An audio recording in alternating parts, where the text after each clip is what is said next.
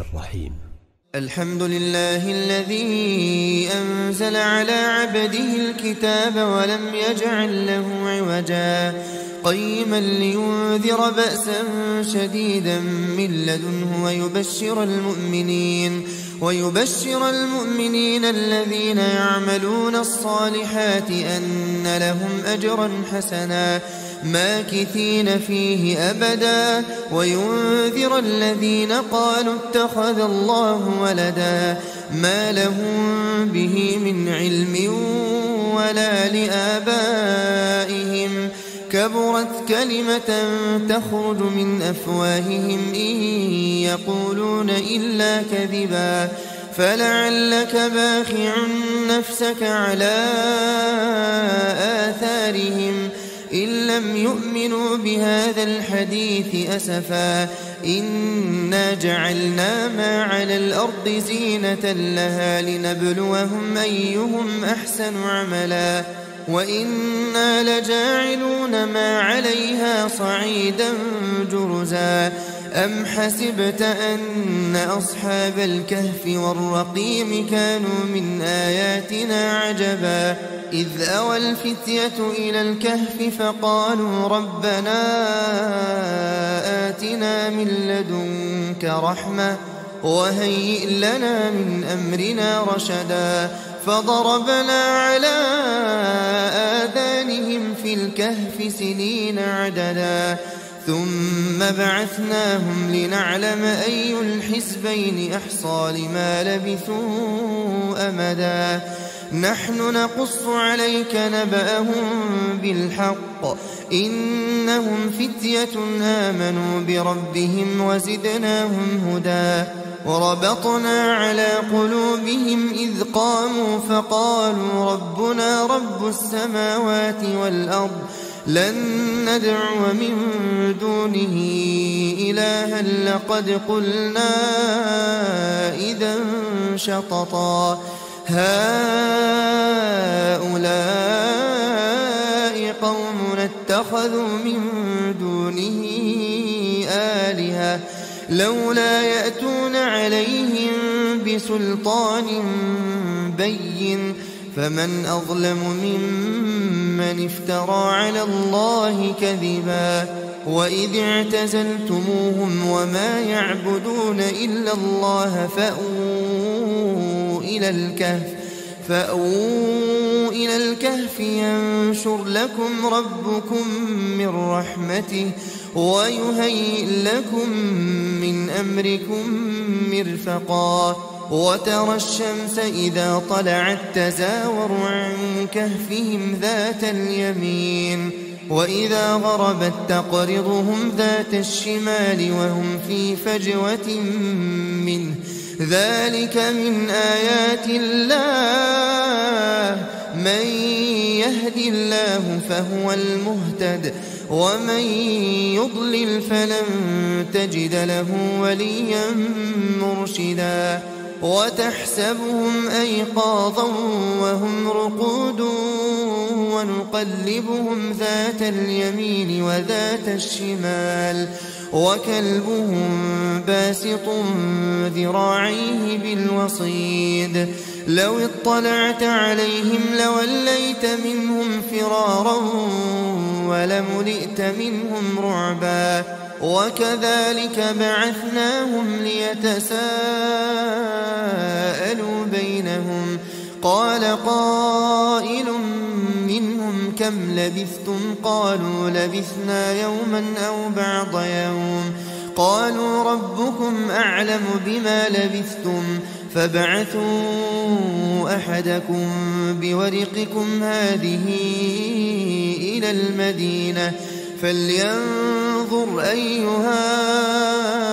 أزكى طعاما فليأتكم برزق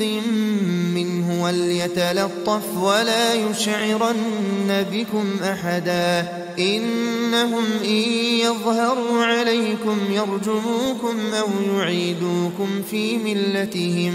ولن تفلحوا إذا أبدا وكذلك أعثرنا عليهم ليعلموا أن وعد الله حق وأن الساعة لا ريب فيها إذ يتنازعون بينهم أمرهم فقالوا ابنوا عليهم بنيانا ربهم أعلم بهم قال الذين غلبوا على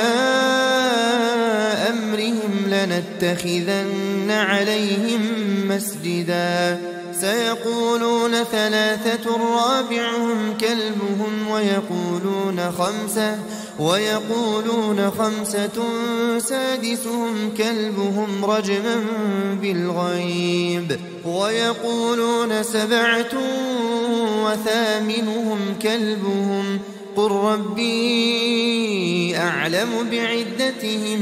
ما يعلمهم إلا قليل فلا تمار فيهم إلا مراء ظاهرا ولا تستفت فيهم منهم أحدا ولا تقولن لشيء إني فاعل ذلك غدا إلا أن يشاء الله واذكر ربك إذا نسيت وقل عسى أن يهديني ربي لأقرب من هذا رشدا ولبثوا في كهفهم 300 سنين وازدادوا 9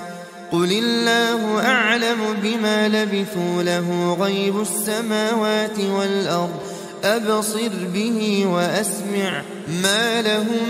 من دونه من ولي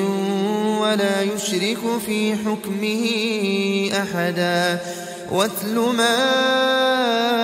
أوحي إليك من كتاب ربك لا مبدل لكلماته ولن تجد من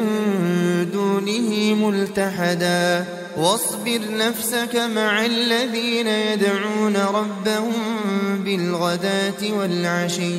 يريدون وجهه ولا تعد عيناك عنهم تريد زينة الحياة الدنيا ولا تطع من أغفلنا قلبه عن ذكرنا واتبع هواه وكان أمره فرطا وقل الحق من ربكم فمن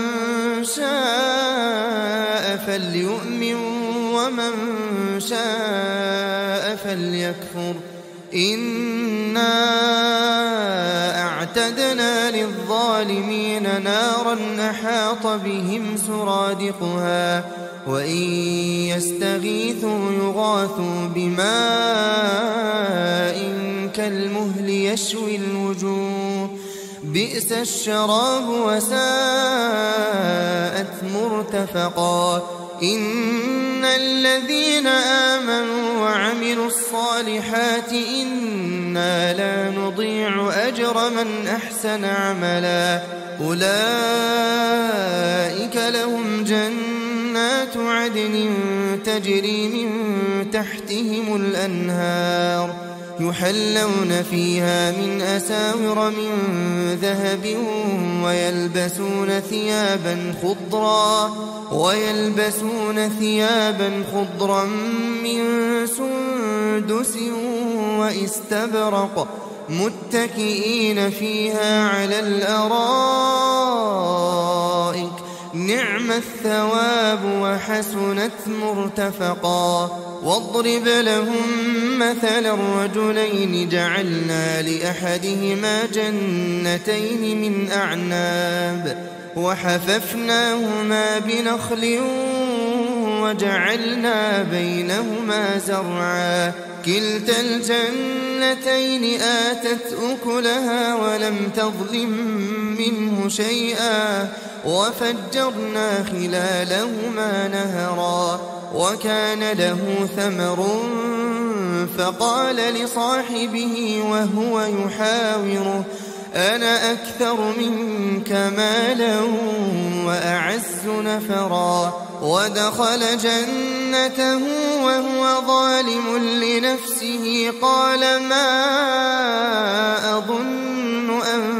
تبيد هذه أبدا وما أظن الساعة قائمة ولئن رددت إلى ربي لأجدن خيرا منها منقلبا قال له صاحبه وهو يحاوره أكفرت بالذي خلقك من تراب ثم من نطفة ثم سواك رجلا لكن هو الله ربي ولا أشرك بربي أحدا ولولا إذ دخلت جنتك قلت ما شاء الله لا قوة إلا بالله إن ترني أنا أقل منك مالا وولدا فعسى ربي أن يؤتيني خيرا من جنتك ويرسل عليها حسبانا من السماء فتصبح صعيدا زلقا أو يصبح ماؤها غورا فلن تستطيع له طلبا وأحيط بثمره فأصبح يقلب كفيه على ما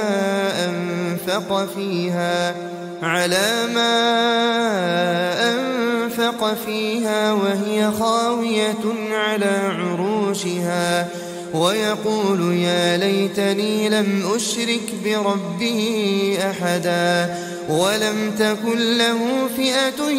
ينصرونه من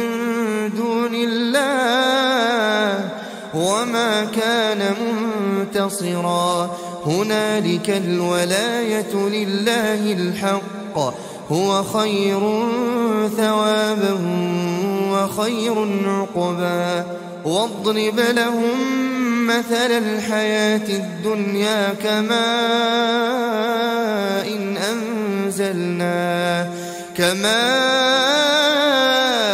إن أنزلناه من السماء فاختلط به نبات الأرض فأصبح هشيما تذروه الرياح وكان الله على كل شيء مقتدرا المال والبنون زينة الحياة الدنيا والباقيات الصالحات خير عند ربك ثوابا وخير أملا ويوم نسير الجبال وترى الأرض بارزة وحشرناهم فلم نغادر منهم أحدا وعرضوا على ربك صفا لقد جئتمونا كما خلقناكم أول مرة بل زعمتم أن لن نجعل لكم موعدا ووضع الكتاب فترى المجرمين مشفقين مما فيه ويقولون يا ويلتنا ما لهذا الكتاب لا يغادر صغيرة ولا كبيرة إلا أحصاها ووجدوا ما عملوا حاضرا ولا يظلم ربك أحدا وإذ قلنا للملائكة اسجدوا لآدم فسجدوا إلا إبليس كان من الجن ففسق عن أمر ربه أفتتخذونه وذريته أولياء من دوني وهم لكم عدو بئس للظالمين بدلا ما أشهدتهم خلق السماوات والأرض ولا خلق أنفسهم وما كنت متخذ المضلين عضدا ويوم يقول نادوا شركائي الذين زعمتم فدعوهم فلم يستجيبوا لهم وجعلنا بينهم موبقا ورأى المجرمون النار فظنوا أنهم مواقعوها ولم يجدوا عنها مصرفا ولقد صرفنا في هذا القرآن للناس من كل مثل وكان الإنسان أكثر شيء جدلا وما منع الناس أن يؤمنوا إذ جاءهم الهدى ويستغفروا ربهم إلا أن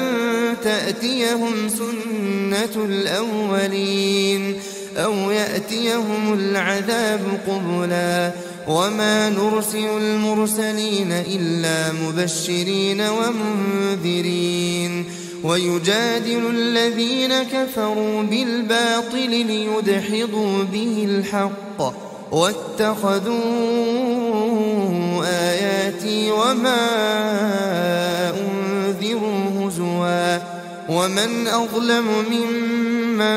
ذكر بآيات ربه فأعرض عنها ونسي ما قدمت يداه إنا جعلنا على قلوبهم أكنة أن يفقهوه وفي آذانهم وقرا وإن تدعهم إلى الهدى فلن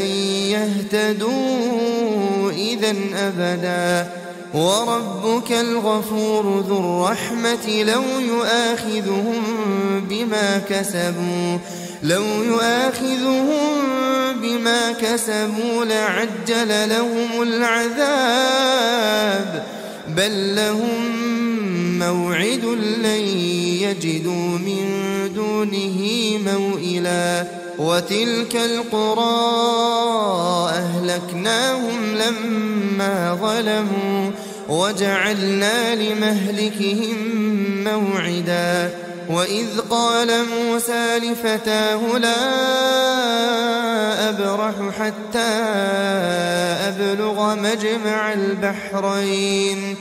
حتى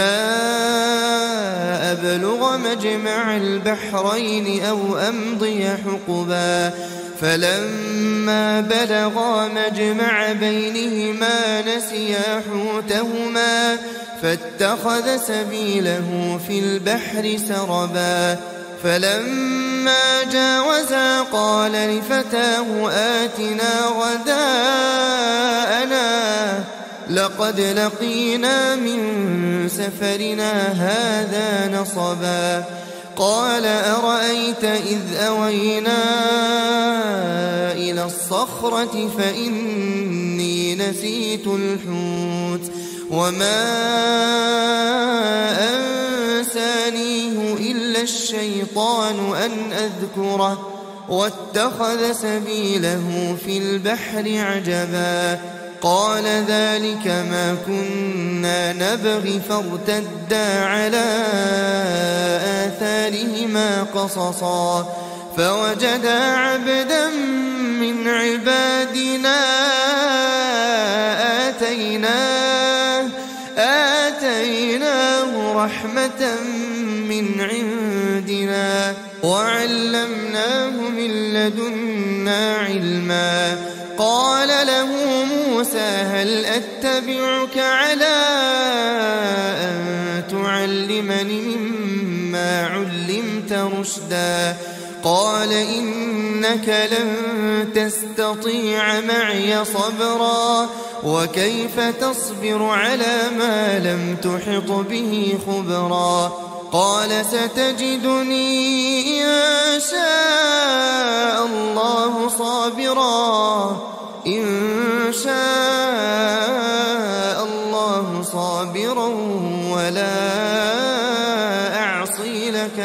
سعيرا قال فإن اتبعتني فلا تسألني عن شيء حتى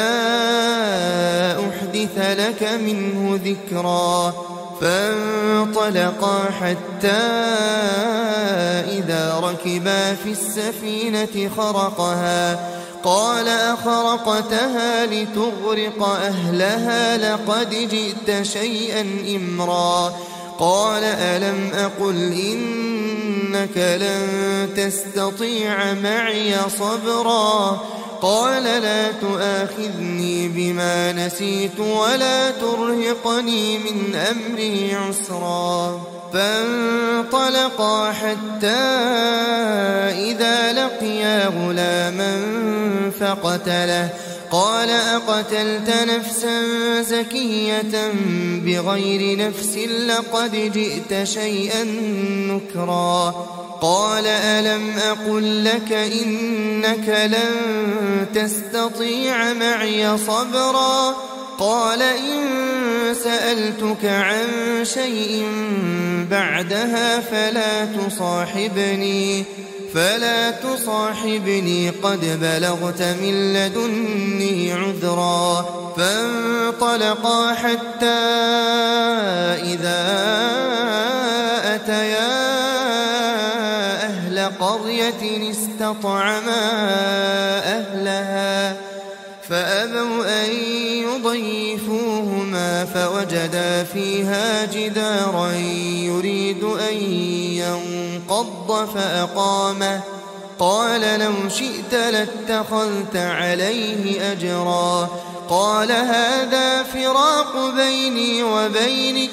سأنبئك بتأويل ما لم تستطع عليه صبرا أما السفينة فكانت لمساكين يعملون في البحر فأردت أن أعيبها وكان وراءهم ملك يأخذ كل سفينة غصبا وأما الغلام فكان أبواه مؤمنين فخشينا أن يرهقهما طغيانا وكفرا فأردنا أن يبدلهما ربهما خيرا منه زكاة وأقرب رحما وأما الجدار فكان لغلامين يتيمين في المدينة وكان تحته كنز لهما وكان أبوهما صالحا فأراد ربك أن يبلغا أشدهما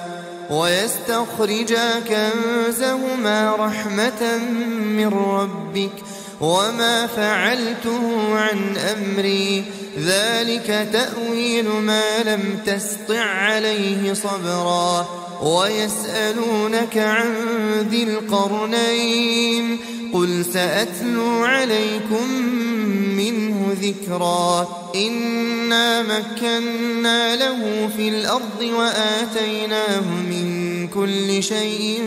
سببا فأتبع سببا حتى إذا بلغ مغرب الشمس وجدها تغرب في عين حمئة ووجد عندها قوما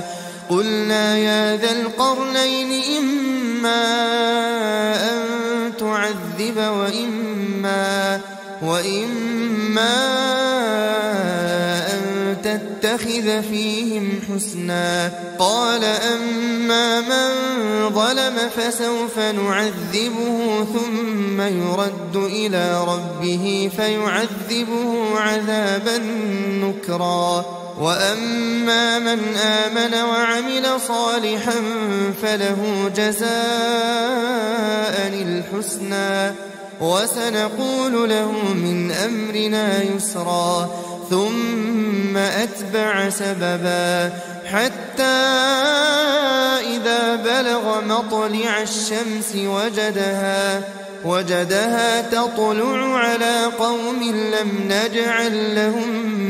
من دون دونها سترا كذلك وقد أحطنا بما لديه خبرا ثم أتبع سببا حتى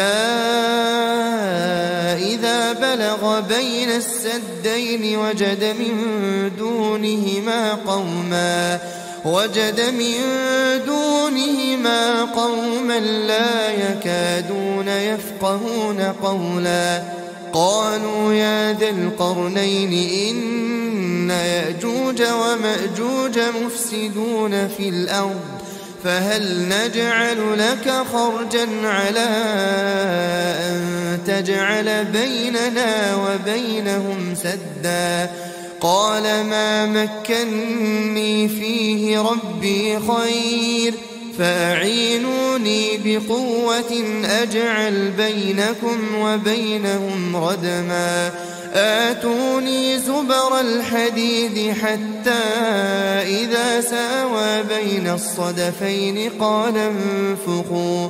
حتى إذا جعله نارا قال آتوني أفرغ عليه قطرا فما استطاعوا أن يظهروه وما استطاعوا له نقبا قال هذا رحمة من ربي فإذا جاء وعد ربي جعله دكاء وكان وعد ربي حقا وتركنا بعضهم يومئذ يموج في بعض ونفخ في الصور فجمعناهم جمعا وعرضنا جهنم يومئذ للكافرين عرضا الذين كانت أعينهم في غطاء عن ذكري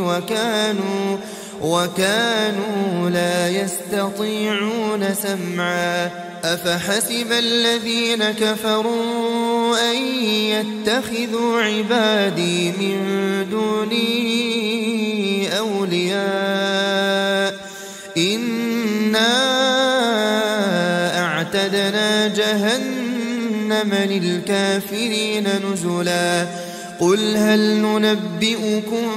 بالأخسرين أعمالا الذين ضل سعيهم في الحياة الدنيا وهم يحسبون أنهم يحسنون صنعا أولئك الذين كفروا بآيات ربهم ولقائه فحبطت أعمالهم فلا نقيم لهم يوم القيامة وزنا ذلك جزاؤهم جهنم بما كفروا واتخذوا آياتي ورسلي هزوا إن الذين آمنوا وعملوا الصالحات كانت لهم جنات الفردوس نزلا خالدين فيها لا يبغون عنها حولا قل لو كان البحر مدادا لكلمات ربي لنفد البحر قبل أن تنفد كلمات ربي ولو جئنا بمثله مددا قل إنما أنا بشر مثلكم يوحى إلي أنما إلهكم إله واحد فمن كان يرجو لقاء ربه فليعمل عملا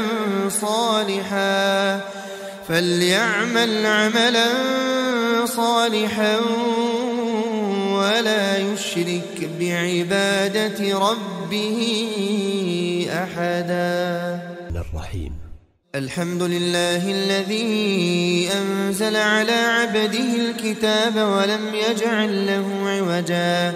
قيما لينذر بأسا شديدا من لدنه ويبشر المؤمنين الذين يعملون الصالحات أن لهم أجرا حسنا ماكثين فيه أبدا وينذر الذين قالوا اتخذ الله ولدا ما لهم به من علم ولا لآبائهم كبرت كلمة تخرج من أفواههم إن يقولون إلا كذبا فلعلك باخع نفسك على آثارهم إن لم يؤمنوا بهذا الحديث أسفا إنا جعلنا ما على الأرض زينة لها لنبلوهم أيهم أحسن عملا وإنا لجاعلون ما عليها صعيدا جرزا أم حسبت أن أصحاب الكهف والرقيم كانوا من آياتنا عجبا إذ أوى الفتية إلى الكهف فقالوا ربنا آتنا من لدنك رحمة وهيئ لنا من أمرنا رشدا فضربنا على آذانهم في الكهف سنين عددا ثم بعثناهم لنعلم أي الحزبين أحصى لما لبثوا أمدا نحن نقص عليك نبأهم بالحق إنهم فتية آمنوا بربهم وزدناهم هدى وربطنا على قلوبهم إذ قاموا فقالوا ربنا رب السماوات والأرض لن ندعو من دونه إلها لقد قلنا إذا شططا هؤلاء قومنا اتخذوا من دونه آلهة لولا يأتون عليهم بسلطان بين فمن أظلم ممن افترى على الله كذبا وإذ اعتزلتموهم وما يعبدون إلا الله فأووا إلى الكهف ينشر لكم ربكم من رحمته ويهيئ لكم من أمركم مرفقا وترى الشمس إذا طلعت تزاور عن كهفهم ذات اليمين وإذا غربت تقرضهم ذات الشمال وهم في فجوة منه ذلك من آيات الله من يهد الله فهو المهتد ومن يضلل فلن تجد له وليا مرشدا وتحسبهم أيقاظا وهم رقود ونقلبهم ذات اليمين وذات الشمال وكلبهم باسط ذراعيه بالوصيد لو اطلعت عليهم لوليت منهم فرارا ولملئت منهم رعبا وكذلك بعثناهم ليتساءلوا بينهم قال قائل منهم كم لبثتم قالوا لبثنا يوما أو بعض يوم قالوا ربكم أعلم بما لبثتم فابعثوا أحدكم بورقكم هذه إلى المدينة فلينظر أيها أزكى طعاما فليأتكم برزق منه وليتلطف ولا يشعرن بكم أحدا إنهم إن يظهروا عليكم يرجموكم أو يعيدوكم في ملتهم ولن تفلحوا إذا أبدا وكذلك أعثرنا عليهم ليعلموا أن وعد الله حق وأن الساعة لا ريب فيها إذ يتنازعون بينهم أمرهم فقالوا ابنوا عليهم بنيانا ربهم أعلم بهم قال الذين غلبوا على أمرهم لنتخذن عليهم مسجدا سيقولون 3 رابعهم كلبهم ويقولون 5 سادسهم كلبهم رجما بالغيب ويقولون 7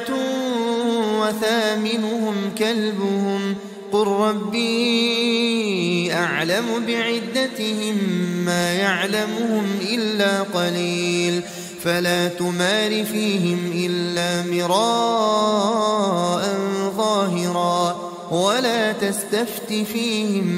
منهم أحدا ولا تقولن لشيء إني فاعل ذلك غدا إلا أن يشاء الله واذكر ربك إذا نسيت وقل عسى أن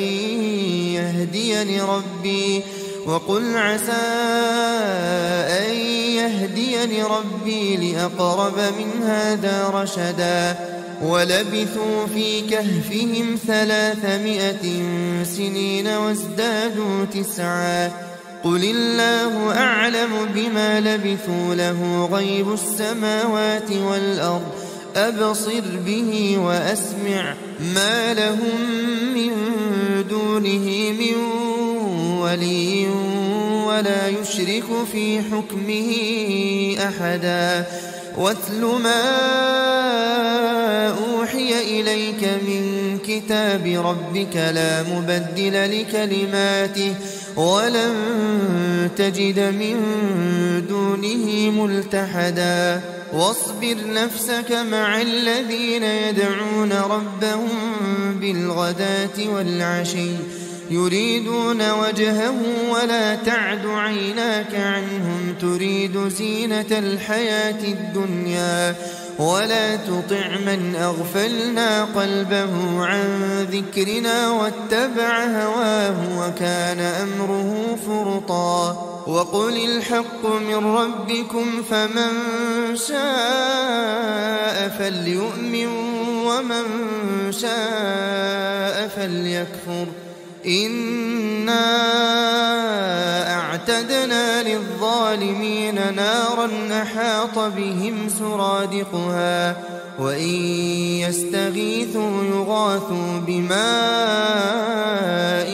كالمهل يشوي الوجوه بئس الشراب وساءت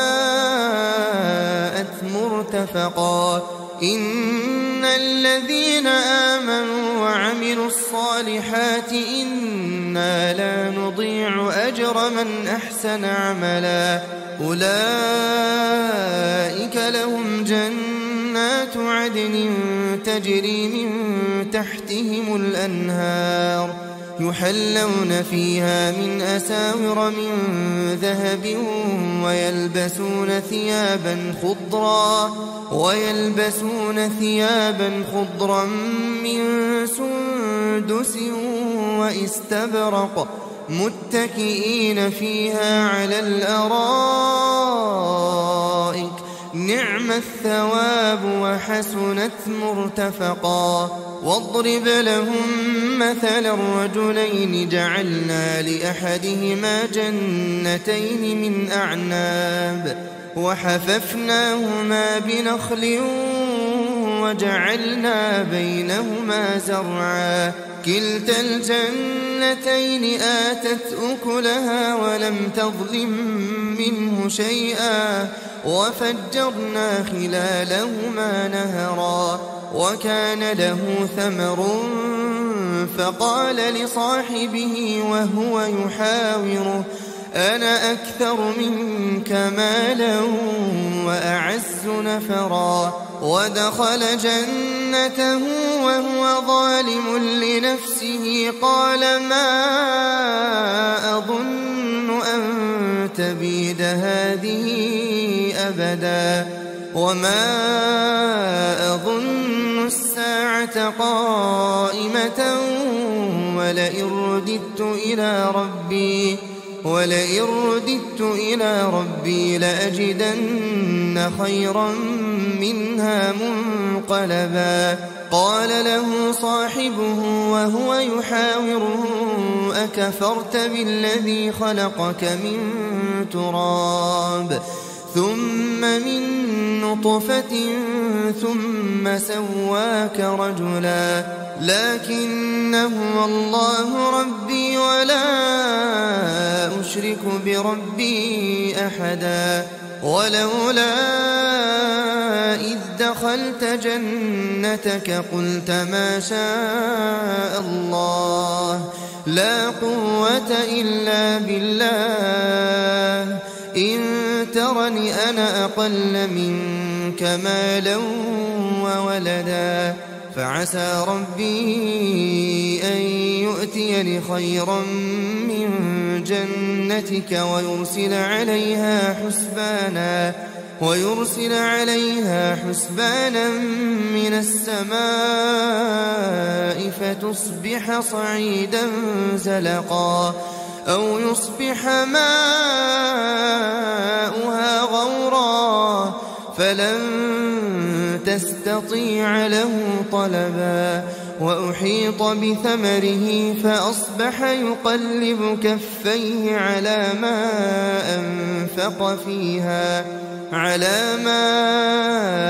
أنفق فيها وهي خاوية على عروشها ويقول يا ليتني لم أشرك بربي أحدا ولم تكن له فئة ينصرونه من دون الله وما كان منتصرا هنالك الولاية لله الحق هو خير ثوابا وخير عقبا واضرب لهم مثل الحياة الدنيا كماء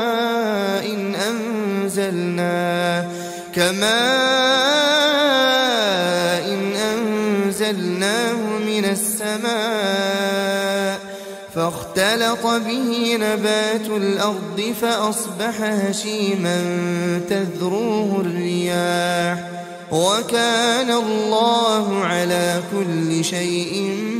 مقتدرا المال والبنون زينة الحياة الدنيا والباقيات الصالحات خير عند ربك ثوابا وخير أملا ويوم نسير الجبال وترى الأرض بارزة وحشرناهم فلم نغادر منهم أحدا وعرضوا على ربك صفا لقد جئتمونا كما خلقناكم أول مرة بل زعمتم أن لن نجعل لكم موعدا ووضع الكتاب فترى المجرمين مشفقين مما فيه ويقولون يا ويلتنا ما لهذا الكتاب لا يغادر صغيرة ولا كبيرة إلا أحصاها ووجدوا ما عملوا حاضرا ولا يظلم ربك أحدا وإذ قلنا للملائكة اسجدوا لآدم فسجدوا إلا إبليس كان من الجن ففسق عن أمر ربه أفتتخذونه وذريته أولياء من دوني وهم لكم عدو بئس للظالمين بدلا ما أشهدتهم خلق السماوات والأرض ولا خلق أنفسهم وما كنت متخذ المضلين عضدا ويوم يقول نادوا شركائي الذين زعمتم فدعوهم فلم يستجيبوا لهم وجعلنا بينهم موبقا ورأى المجرمون النار فظنوا أنهم مواقعوها ولم يجدوا عنها مصرفا ولقد صرفنا في هذا القرآن للناس من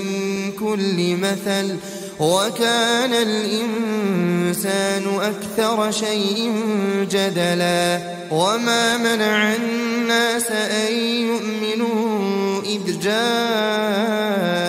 الهدى ويستغفروا ربهم إلا أن تأتيهم سنة الأولين أو يأتيهم العذاب قبلا وما نرسل المرسلين إلا مبشرين ومنذرين ويجادل الذين كفروا بالباطل ليدحضوا به الحق واتخذوا آياتي وما أنذروا هزوا ومن أظلم ممن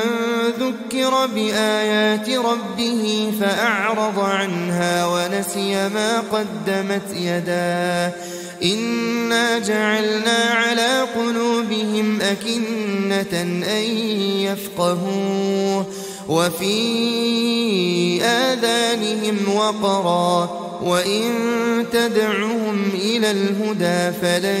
يهتدوا إذا أبدا وربك الغفور ذو الرحمة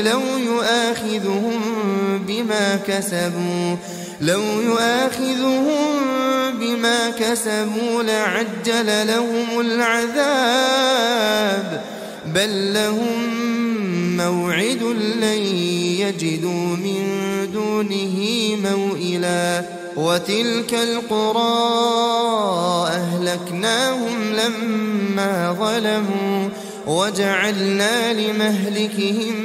موعدا وإذ قال موسى لفتاه لا أبرح حتى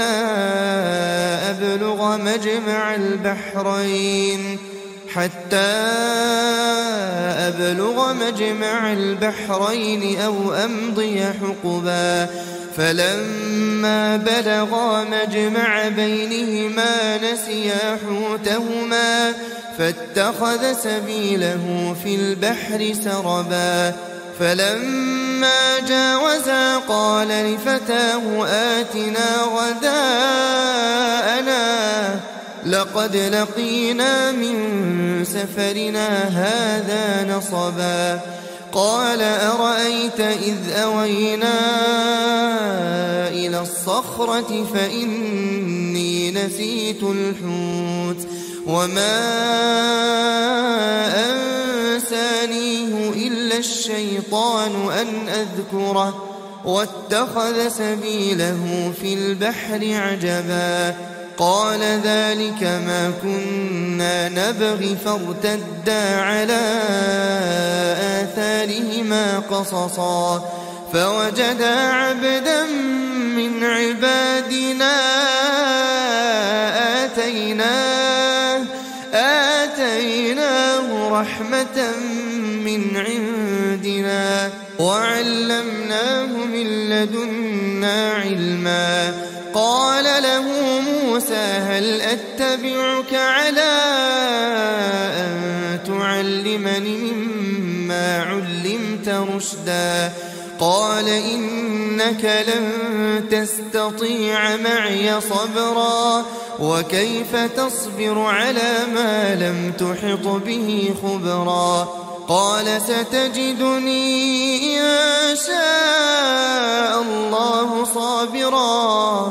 إن شاء الله صابرا ولا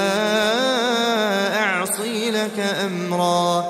قال فإن اتبعتني فلا تسألني عن شيء حتى أحدث لك منه ذكرا. فانطلقا حتى إذا ركبا في السفينة خرقها قال أخرقتها لتغرق أهلها لقد جئت شيئا إمرا. قال ألم أقل إنك لن تستطيع معي صبرا. قال لا تؤاخذني بما نسيت ولا ترهقني من أمري عسرا. فانطلقا حتى إذا لقيا غلاما فقتله قال أقتلت نفسا زكية بغير نفس لقد جئت شيئا نكرا. قال ألم أقل لك إنك لن تستطيع معي صبرا. قال إن سألتك عن شيء بعدها فلا تصاحبني قد بلغت من لدني عذرا. فانطلقا حتى إذا أتيا أهل قرية استطعما أهلها فأبوا أن يضيفوهما فوجدا فيها جدارا يريد أن ينقض فأقامه. قال لو شئت لاتخذت عليه أجرا. قال هذا فراق بيني وبينك سأنبئك بتأويل ما لم تستطع عليه صبرا. أما السفينة فكانت لمساكين يعملون في البحر فأردت أن أعيبها وكان وراءهم ملك يأخذ كل سفينة غصبا. وأما الغلام فكان أبواه مؤمنين فخشينا أن يرهقهما طغيانا وكفرا فأردنا أن يبدلهما ربهما خيرا منه زكاة وأقرب رحما. وأما الجدار فكان لغلامين يتيمين في المدينة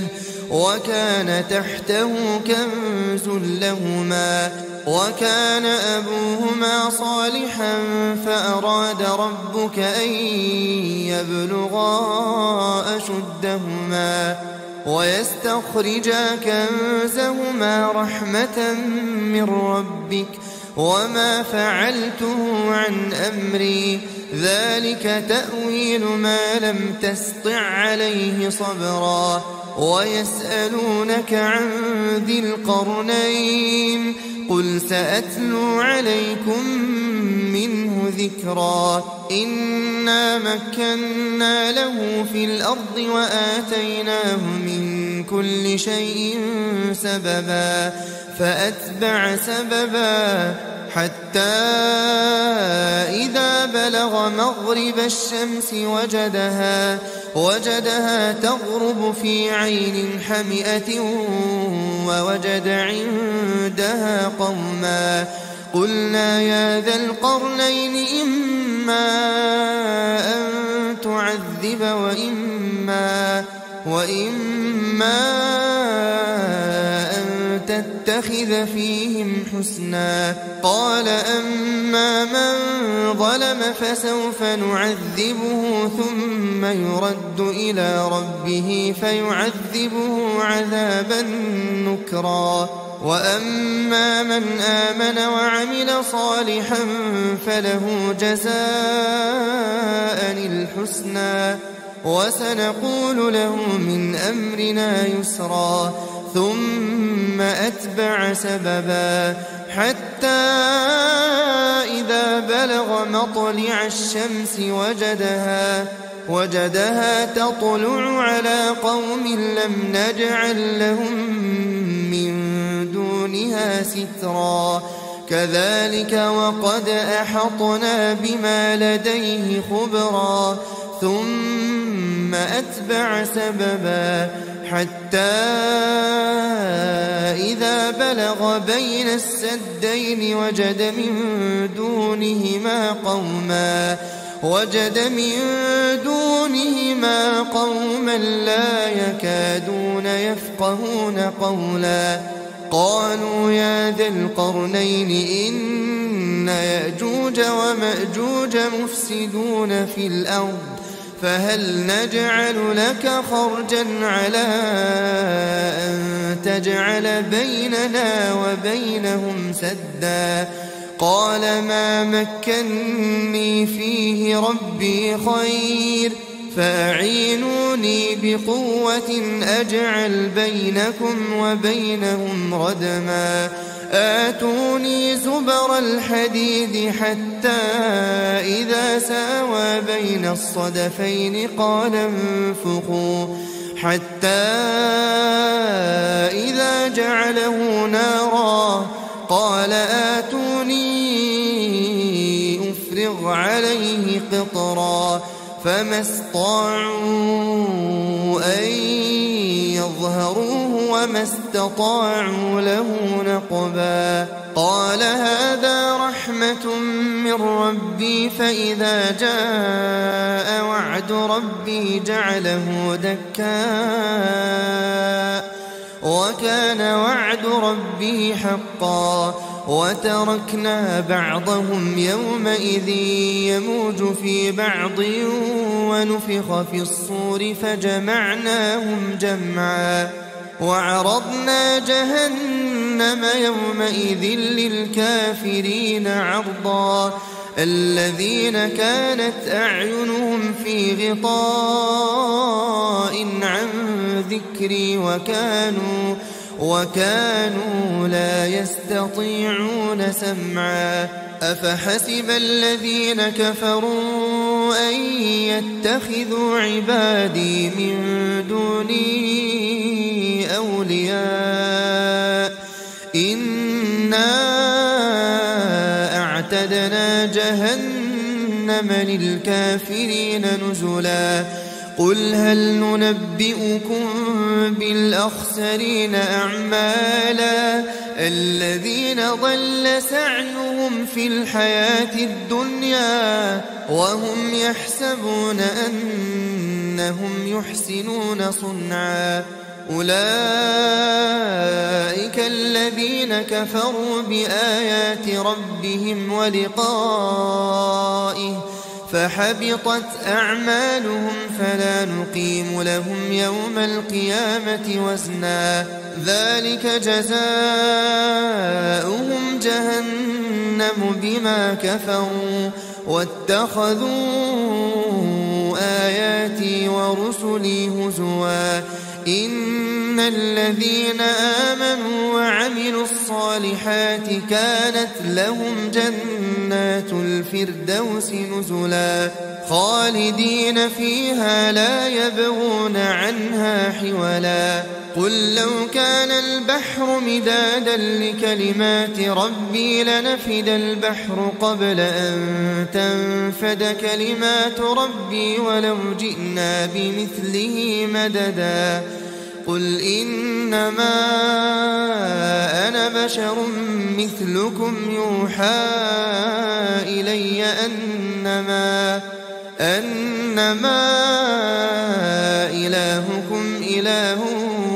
واحد فمن كان يرجو لقاء ربه فليعمل عملا